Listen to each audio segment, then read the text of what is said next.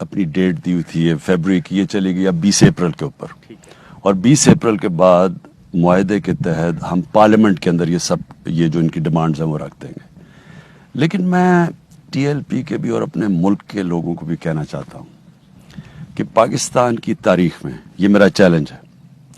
کسی حکومت نے اتنا زیادہ سٹینڈ نہیں لیا اپنے نبی صلی اللہ علیہ وسلم کی شان کے اندر جو گستاخی کی جاتی ہے۔ اگر کسی گورنمنٹ نے سٹینڈ لیا ہے، مجھے بڑے فخر سے کہنا پڑتا ہے وہ ہماری گورنمنٹ ہے، انٹرنیشنل سٹینڈ لیا ہے۔ اور وہ اس لیے نہیں لیا کہ کوئی ہمیں کسی سے خوف تھا یا ہم نے ووٹس لینی تھی۔ یہ میرا عقیدہ ہے کہ جو یہ باہر کے یہ مغربی ملک ہمارے نبی صلی اللہ علیہ وسلم کی شان میں گستاخی کرتے ہیں، یہ ایک فتنہ وہاں بیٹھا ہوا ہے جو پلان کے تحت کرتا ہے، اور وہ اس لیے کرتا ہے کیونکہ باقیوں کو سمجھ ہی نہیں ہے مغرب میں کہ ہمارے نبی ہمارے دل میں کس طرح بستے ہیں، ان کو سمجھ نہیں ہے۔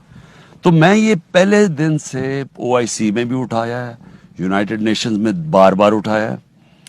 اور میں یہ کامیاب ہم تب ہوں گے، میں اپنے یہ ٹی ایل پی کے بھی نوجوانوں کو کہنا چاہتا ہوں، یہ کامیاب ہم تب ہوں گے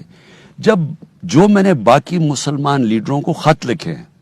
کہ جب تک باقی ہیڈز آف سٹیٹ، اس وقت صرف میں نے بات کی ہے جو فرانس میں ہوا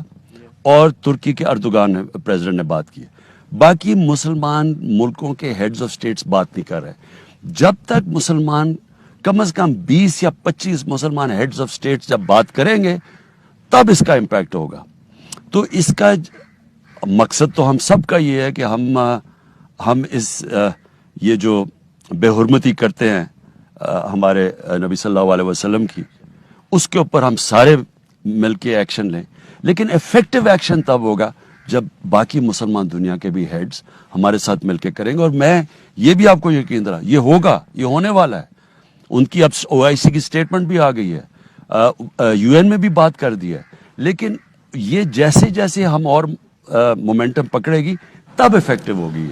جی، تو وزیر اعظم پاکستان عمران خان نے صابر شاکر کو ایک خصوصی انٹرویو دیا ہے، اور اب سے کچھ دیر میں آپ یہ انٹرویو بھی دیکھ پائیں گے۔ اس کے ساتھ ساتھ جو معاہدہ ہوا، وہ معاہدہ کیا ہے وہ آپ کے گوش گزار کیے دیتے ہیں، آپ اپنی ٹیلی ویژن اسکرین پر بھی دیکھ سکتے ہیں۔ معاہدہ اسٹارٹ ہوتا ہے بسم اللہ الرحمن الرحیم، تحریک لبیک پاکستان اور حکومت پاکستان کے درمیان ناموس رسالت صلی اللہ علیہ وآلہ وسلم کے حوالے سے 16 نومبر 2020 کو ایک معاہدہ ہوا تھا، یعنی کہ یہ پچھلے معاہدے کی بات ہو رہی ہے، اس پر تاحال عمل نہ ہو سکا۔ اس مسئلے پر حکومت پاکستان اور تحریک لبیک یا رسول اللہ کے درمیان گزشتہ 1 ماہ سے مذاکرات جاری تھے، جس میں حکومت نے اپنے عزم کو دہرایا۔ معاہدے کی شقوں کو 20 اپریل 2021 تک پارلیمنٹ میں پیش کر دیا جائے گا اور فیصلے پارلیمنٹ کی منظوری سے کیے جائیں گے، یعنی کہ یہ وہ بریک تھرو ہے جس کا تذکرہ کیا جا رہا ہے۔ پہلے فروری کی ڈیڈ لائن تھی، لیکن اب حکومت کی جانب سے جو کامیاب مذاکرات ہوئے اس کی وجہ سے اب یہ بریک تھرو ہوا ہے کہ یہ معاملہ 20 اپریل 2021 تک چلا گیا ہے، لیکن شرط یہ ہے کہ معاملہ پارلیمنٹ میں جائے۔